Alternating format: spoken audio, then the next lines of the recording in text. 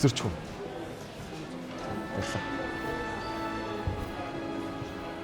Сайн уу?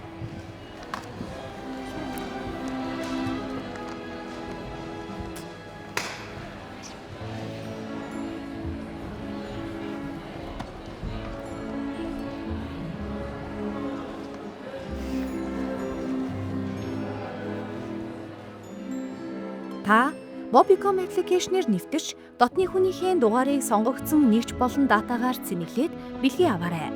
Мөн та сонгогдсон даалгавруудаас биелүүлэн худалдан авалт хийж 5 төрлийн дүрс цуглуулад дүрс бүрээс бэлэг авах боломжтой.